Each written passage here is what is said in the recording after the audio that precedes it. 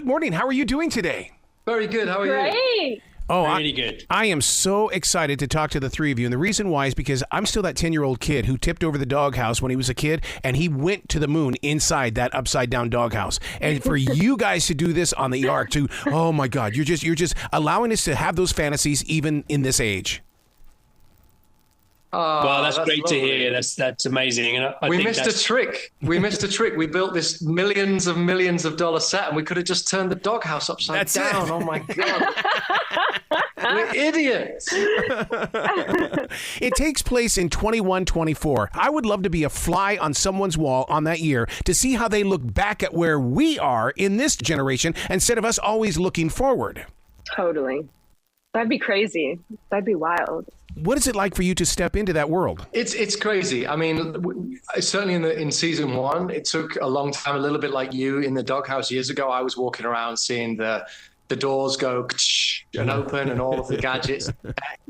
I remember it was a very sort of special moment the first time we tried on our spacesuits and put the helmets on. It's definitely was a fantasy as a young actor, thinking one day I might get to do this cool stuff, So now it has become a little bit second nature, but we get the joy of they introduce upgrades and things. We don't want to give any spoilers away, but we find ourselves in a situation where our tech gets upgraded, and so we get new things to play with, and also with it being in the world of sci-fi, everything's on the table. So from one episode to the next, we can be like, huh? How are we going to do that? And because the molecular transfusion allometer can do this. And amazing! I didn't know we had one of them. So it's a joy. It really is. It's great fun. It's really hard not to make that noise when you walk through those doors. By the way, we walk through those doors a lot, and it's something we have to resist every time we walk through them. Now, Christie, with the way that we know that space has its dangers, the one thing that I'm learning about the Ark is the fact that you're also teaching us as viewers survival. And because, you're up there, you can't just run to the nearest doctor, or you can't run to the nearest Walmart. You have to survive up there. Completely. And we almost have to work together, which I think is such a big theme of the Ark, which is it's not the individual, it's the whole. And we're trying to save humanity. And that requires a lot of people, discovering new skills that they have and using, like Richard said, different things to upgrade the ship. And it's really exciting to be a part of this show. And I think, life and death situations are just great plots for TV. Yeah. Reece, one of the things that we will learn as viewers is the fact that you guys are looking for a new home because what you hoped for is gone. We love mysteries like that because we're hoping right along with you. Yeah, absolutely. I love in the first season when we run out of water and then there's a comet, and Alicia, the brains on the ship, turns around and says, wait, comets are made of ice and, we can go and just mine it for water. When do you get to do that? Being in a sci-fi show like this is so cool. Let's go and land on a comet and get some more water. It's just so cool. I think the sci-fi space, as Richard said, it just gives you license to kind of, invent and have fun, but also at the same time, our team, Dean Devlin and Jonathan Glassner, our creators, are so good at keeping it grounded and rooted in a human story as well, that I feel like you'll invest in these characters, but also enjoy all of these different technological spectacles that we kind of, engage in. It's a lot of fun. Wow. Richard, as Lieutenant James, I know what it's like for me when I do radio shows in other markets. If inside the studio in Charlotte, if I'm reaching the people in San Francisco or Boston, I feel like I'm there. What about Lieutenant James? When does he kind of leave your body? Since you're up there in 2124, for you to go out into the real world, is it tough to be Richard versus Lieutenant James? Oh, it's much more fun being Lieutenant James. Much more fun. Yeah. We met Bryce, as this kind of happy-go-lucky guy who gets winched naked as the day he was born out of a cryo chamber, and I kind of knew I was in for a good ride the second I read that first opening scene, because he's great fun, and he's kind of a Scottish Jack the Lad, and he's a lot more brash than I think I'd ever dare to be. So no, I'm very, very lucky to play him. He's great fun. Christie, I've been blessed to speak with many, many, many real honest-to-God astronauts. I really want to know how they're reacting to this show, because when you talk with them now, their visions are not on the moon. Their vision is Mars. Look at the vision of this show, the Ark. I mean, you're taking what they're studying now and pushing it all the way down. Yeah, I mean, it's insane. I recently read an article that women are better suited for space travel, and I just went, that's me.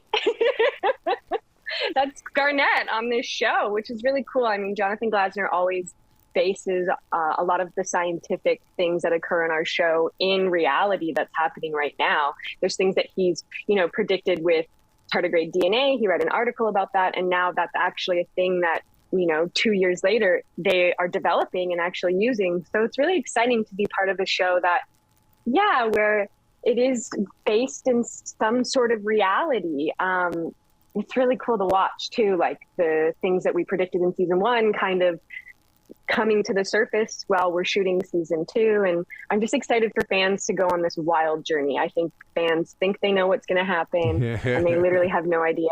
I know, like, there were times when I'd call Reece and I'd be like, oh my God, can you believe this happens in episode 10 or whatever? We were just screaming or chucking things or calling Jonathan Glassner being like, I don't think we should do this. So I'm just really excited for fans to watch it. And it's always, I know Jonathan Glassner always bases it in some sort of truth that's occurring right now. So it's just really exciting to be a part of. You should see us in Serbia when, like, you're out for dinner and you haven't got any phone signal, and then like you get one text through and like it's Ryan saying, bro, episode 3, and you're like, what? And you try to access your emails to read the script and you can't read it, and then you have to rush home and get on the Wi-Fi and go, what happens? Am I dead? What happens? So that's it's a lot of fun. There were a lot of twists and turns in this season 2, which is amazing. Do you find yourself getting more involved with the writing as well as the directing? Because I know that as these series continue to grow, it's like the actors get to participate with the process as well.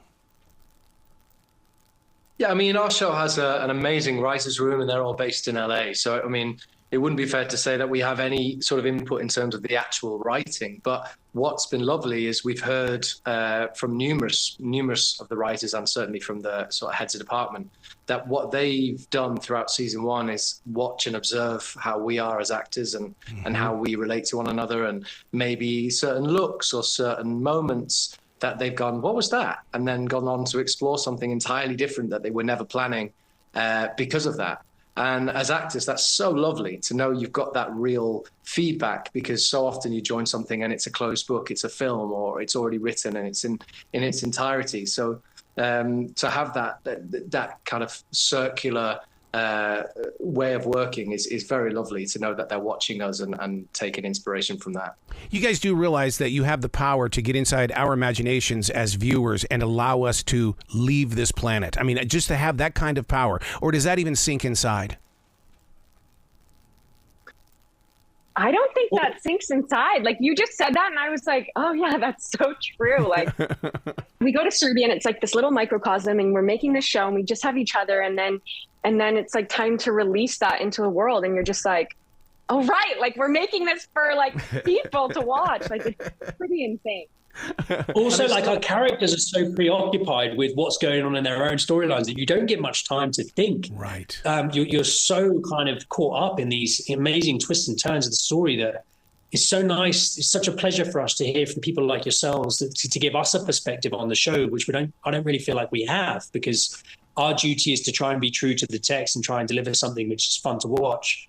But then it's such a joy to get that feedback from the audience and to hear that people are investing in it and enjoying the work. That's what we set out to do. So thank you for that. Just to follow on what these guys were saying, hearing that is amazing, because what we offer, what our show is just complete escapism. As you say, we're going to other universes, other worlds. We do allow ourselves some artistic license to play with technologies and things that maybe don't exist now, which gives us such free reign. But also, we're not trying to flog people over the head with how and what to think. We're on an amazing ride on a Wednesday evening, and hopefully you'll love it. Oh my God. Please come back to this show anytime in the future, you three. The door is always going to be open for you.